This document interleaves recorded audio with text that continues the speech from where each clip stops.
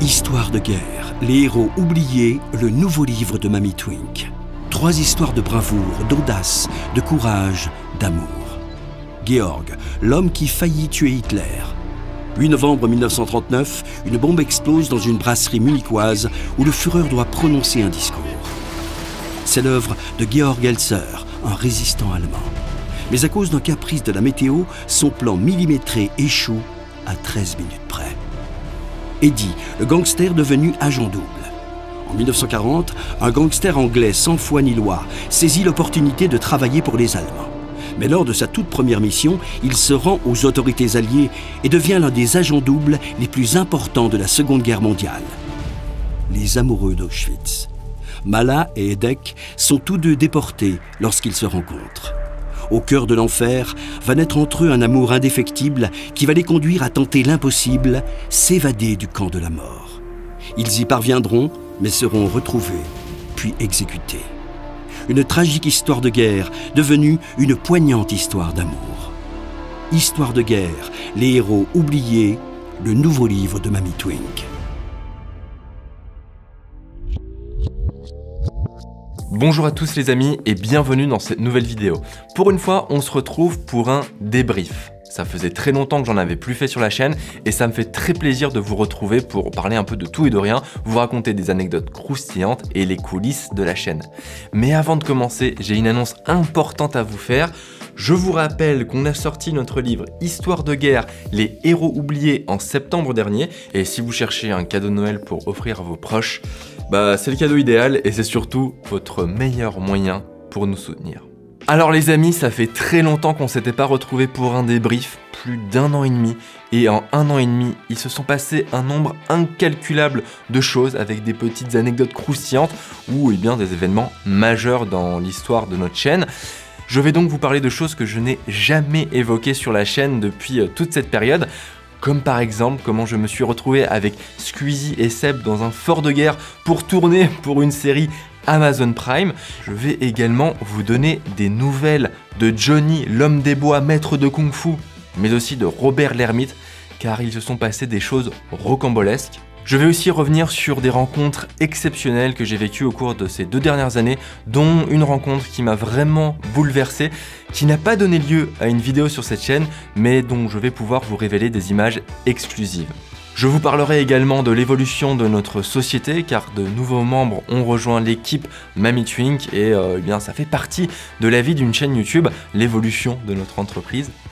Et enfin, je vous teaserai nos prochains gros projets à venir pour l'année 2023, car on vous prépare du lourd avec des invités de marque et des documentaires d'exploration sur le terrain. Mais avant de découvrir toutes ces anecdotes croustillantes, les amis, quelques mots sur le partenaire de cet épisode. Il s'agit de GMG, une marque de lunettes spéciales anti-lumière bleue. Effectivement, GMG, c'est une marque de lunettes qui vous est très utile si, comme moi, vous passez beaucoup de temps derrière un ordinateur, que ce soit au travail, que ce soit pour jouer à des jeux vidéo ou simplement regarder des films et des séries. Alors les lunettes GMG sont des lunettes sans correction de vue, mais spécialement équipées d'un filtre anti-lumière bleue. C'est très pratique pour réduire la fatigue ou encore les maux de tête lorsque vous passez beaucoup de temps sur un ordinateur, à jouer aux jeux vidéo ou encore sur votre smartphone. Alors évidemment, ce n'est pas parce que vous portez ces lunettes qu'il ne faut pas faire une pause devant les écrans, mais c'est toujours un plus et dans le cas de GMG, il faut dire que les lunettes sont plutôt élégantes et avec un design stylé. Les amis, si les lunettes GMG vous intéressent, sachez qu'avec le lien dans la description, vous bénéficiez d'une offre exceptionnelle pour les fêtes de Noël. Vous avez 40% de réduction jusqu'au 18 décembre. Un grand merci à GMG d'avoir sponsorisé cette vidéo et je vous propose sans attendre de rentrer dans le cœur de ce nouveau débrief.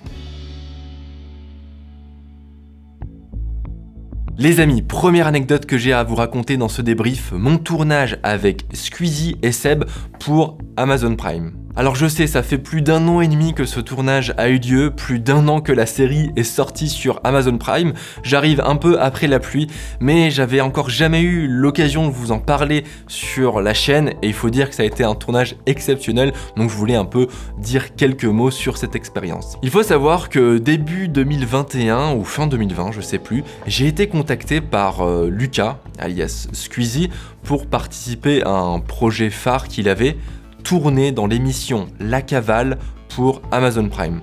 La Cavale, c'est en fait une émission de télé-réalité produite par Amazon Prime où des duos de célébrités se retrouvent poursuivis par des policiers et ils doivent se cacher pendant plusieurs jours pour remporter ce qu'on appelle la cavale. Et parmi tous les duos de stars qu'il y avait dans cette saison sur Amazon, on retrouvait Squeezie et Seb.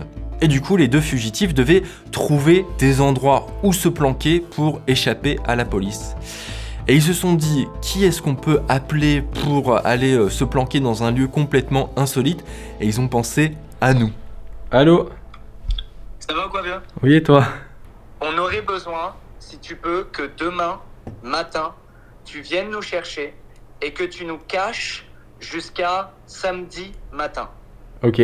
Et nous, on vous planque dans un endroit introuvable et quand bien même il le retrouverait, impossible qu'il vous chope. Et donc les amis, je me suis retrouvé avec François à amener Squeezie et Seb dans un bunker de la Seconde Guerre mondiale pour les planquer. Et ce qui a été assez incroyable, c'est que non seulement on a filmé les images pour l'émission, mais Squeezie et Seb étaient trop à fond. Ils ont tellement kiffé le lieu et l'expérience qu'on a carrément vraiment dormi dans le fort. Et du coup, le lendemain, on a quitté le fort et c'est à bord de ma vieille Ford Fiesta pourrie de 2006 que j'ai conduit Squeezie et Seb au prochain complice pour qu'ils puissent continuer leur cavale. Donc voilà les amis, ça c'était un peu la grosse anecdote de cette année 2021 que j'ai gardé sous silence finalement parce que je pouvais pas trop vous en parler. Voilà, donc si vous êtes tombé sur l'émission, vous avez maintenant les coulisses. En tout cas, c'était marrant de recevoir tous vos messages en mode mais qu'est-ce que tu fais dans une émission Amazon Prime? J'avoue que le clin d'œil était assez sympa.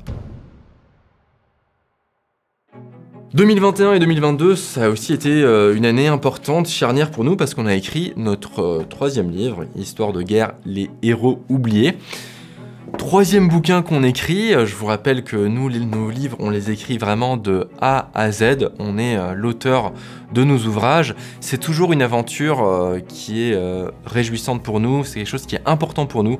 On est fan de littérature, on écrit beaucoup dans le cadre de nos vidéos, puisque c'est des documentaires avec des scripts. On aime donc aussi écrire des livres. Ça a été un an où on s'est plongé dans ces trois récits vraiment insolites, des amoureux d'Auschwitz, de Georg Elser, l'homme qui a failli assassiner Adolf Hitler, ou encore d'Eddie Chapman, ce gangster sans foi ni loi, devenu agent double pendant la Seconde Guerre mondiale. On a passé des mois à côtoyer ces héros oubliés. J'ai même pu réaliser un de mes rêves, c'est-à-dire d'aller m'enfermer pendant une semaine dans une cabane dans la forêt, pour écrire un peu voilà ce cliché d'écrivain qui se met en retrait de la société pour avancer sur son ouvrage. J'avais envie de le faire, je l'ai fait pour écrire le chapitre sur les amoureux d'Auschwitz et ça a été vraiment un moment exceptionnel de mon année passée. C'est-à-dire que pendant une semaine, j'étais avec Edek et Mala, ces deux déportés assassinés à Auschwitz. J'ai vécu avec eux pendant une semaine entière. Ça a été très intense en émotions, très très riche, et j'en garde un souvenir merveilleux. Et je suis aussi très content parce que je pense que j'ai réussi à retranscrire au mieux tout ce que j'avais ressenti comme émotion dans le livre. Et j'ai eu énormément de retours de votre part au sujet de cette histoire. Donc je suis vraiment comblé. Voilà, j'ai pas grand chose d'autre à dire si ce n'est que c'est quelque chose qui nous passionne vraiment et si ce n'est qu'on vous remercie chaleureusement pour vos retours et puis ou même tous ceux qui achètent le livre parce que c'est un gros succès. Il faut savoir que le premier tome d'Histoire de guerre a été un des 5 livres d'histoire les plus vendus en France sur les 2 années passées, donc on est hyper fiers de cela, donc merci à vous. Alors les amis, vous suivez la chaîne depuis longtemps, vous savez qu'en ce moment on sort principalement des histoires de guerre, de temps en temps des documentaires de terrain où on va explorer des lieux vraiment insolites. Il faut savoir aussi qu'il y a des vidéos qui ne sortent jamais sur la chaîne car elles n'aboutissent tout simplement pas. Je voulais revenir dans ce débrief sur une aventure exceptionnelle qui a duré pendant des années, où on a tenté de faire un documentaire qui nous tenait vraiment à cœur et qui n'a malheureusement pas abouti. Mais cette histoire, elle est tellement touchante que je voulais vous la raconter et aussi vous montrer des images exclusives. Il faut savoir les amis qu'il y a quelques années, on a entendu parler d'une histoire vraiment insolite au sujet d'une femme âgée qui était la dernière habitante d'un village fantôme en France.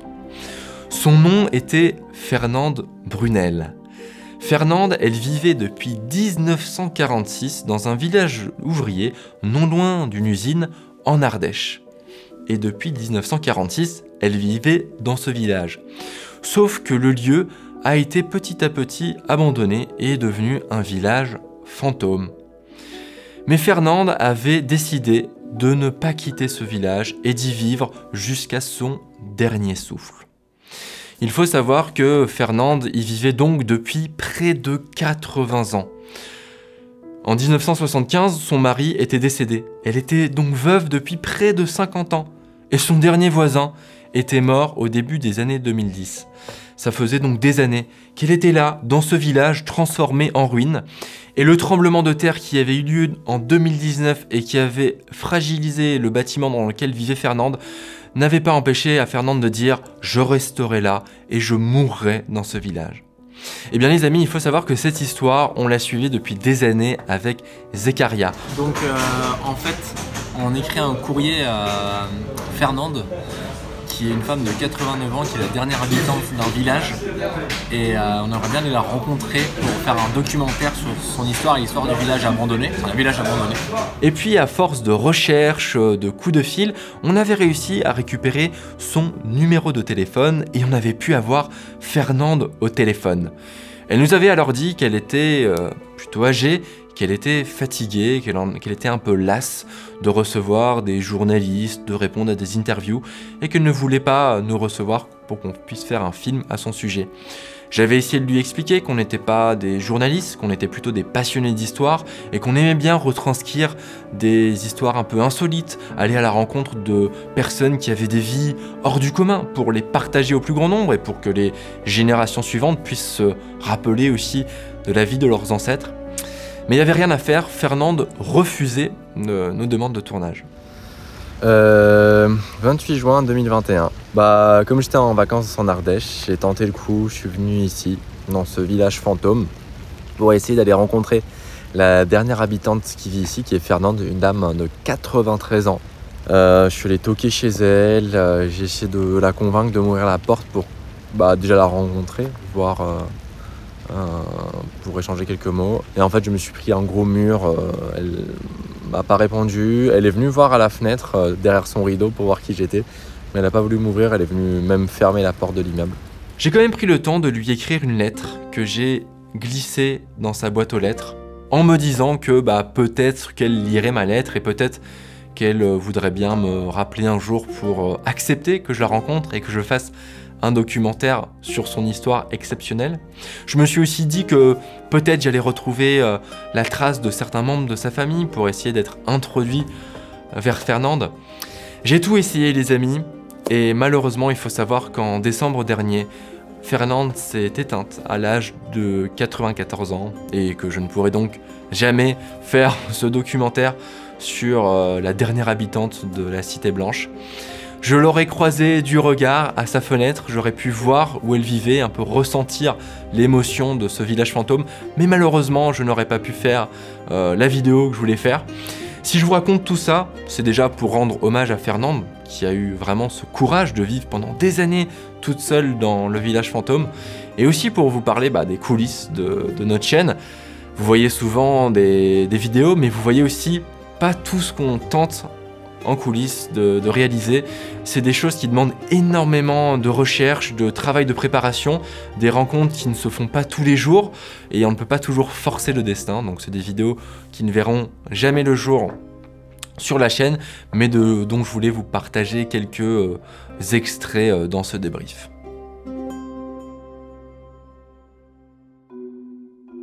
En parlant de rencontres insolites les amis, je vais quand même vous donner quelques nouvelles de Johnny l'homme des bois, maître de Kung Fu, et de Robert l'ermite, car vous êtes très nombreux à nous demander sans cesse des nouvelles. Et bon, rien de mieux qu'un débrief pour vous en donner, surtout qu'il y a eu des rebondissements rocambolesques. Je vais commencer par Johnny, ce vagabond passionné de Kung Fu. Il faut savoir que Johnny, peu de temps après le tournage de notre documentaire, a disparu. Il est parti en laissant toutes ses affaires sur place. Ça a été vraiment une disparition inquiétante. On s'est même demandé s'il avait été... enfin, je sais pas... s'il était arrivé malheur, quoi. Mort ou je ne sais quoi. Pendant près d'1 an, on n'a eu aucune nouvelle de Johnny. Jusqu'au jour où un abonné m'a écrit sur Instagram pour m'envoyer une photo pour me dire qu'il avait rencontré Johnny et que Johnny s'entraînait près de chez lui à perfectionner son art du Kung Fu. J'étais super content les amis de savoir que Johnny était bien vivant, qu'il allait bien. L'abonné vivait en Vendée, c'était littéralement à l'autre bout de la France et trop cool, j'étais trop content et j'ai dit à l'abonné mais est-ce que c'est possible d'organiser un appel téléphonique pour que j'ai Johnny de vive voix au téléphone pour lui demander des nouvelles, car Johnny n'a pas de téléphone, hein, c'est un vagabond, il vit sans les technologies de notre société moderne. Et bien le temps qu'on organise ça, Johnny avait à nouveau pris la poudre d'escampette, il avait disparu. Et chose incroyable, j'ai eu à nouveau quelques mois plus tard un mail, cette fois-ci d'une abonnée qui est elle-même vagabonde et qui a fait la rencontre de Johnny sur le chemin de Saint-Jacques-de-Compostelle en Espagne. Cette femme m'a raconté que Johnny lui avait parlé de notre chaîne YouTube, du documentaire qu'on avait fait à son sujet, car il en était très très fier. Et j'ai donc pu avoir des photos de Johnny et savoir qu'il allait toujours aussi bien. Johnny continue sa vie de vagabond, j'ai pas trop de nouvelles, si ce n'est des petites bribes d'abonnés qui me disent eh bien, qu'il va toujours très bien. Concernant Robert l'ermite, qui vit dans les forts près de Metz, je vais également vous donner quelques nouvelles, car ça fait longtemps que je vous en ai plus donné, et surtout là aussi il y a eu quelques rebondissements. Alors il faut savoir que Robert a disparu à l'été 2021. Lui aussi est parti du jour au lendemain sans laisser de nouvelles.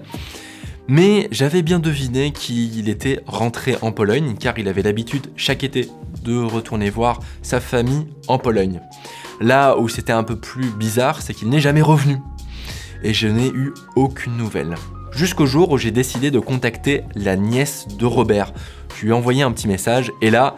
bonne nouvelle, j'ai eu une photo de Robert et un petit message en polonais où il me disait qu'il allait bien et qu'il profitait de sa famille en Pologne le temps que toutes les restrictions liées au Covid soient levées et qu'il puisse revenir tranquillement en France. Et la belle surprise, c'est que cet été, en 2022, j'ai pu revoir Robert. Il est revenu en France, il est revenu dans son fort, il a repris sa vie d'ermite dans son fort. Il était très content de revenir, on était très content de se revoir. J'ai passé pas mal de temps avec lui. Donc voilà les amis, Robert et Johnny vont très bien. Robert est toujours à proximité de chez nous et on va le voir très régulièrement, ce qui nous fait évidemment très plaisir. Les amis, je voulais aussi profiter de ce débrief pour revenir un petit peu sur l'évolution de notre entreprise, car en 2 ans, il y a eu pas mal de changements. Effectivement, on a continué à s'entourer de nouvelles personnes et on a même eu la chance de pouvoir salarier de nouveaux membres au sein de notre société. On est très fiers par exemple d'avoir pu salarier Patrick, notre historien au sein de notre entreprise. Imaginez-vous un historien de renom, de qualité, qui a écrit énormément d'ouvrages, qui rejoint officiellement notre équipe. C'est vraiment une fierté pour nous, une sorte d'accomplissement personnel. On a également pu salarier Maxime, notre monteur, qui a rejoint notre équipe à temps plein et qui s'occupe désormais de tous les montages de la chaîne Mamitwink.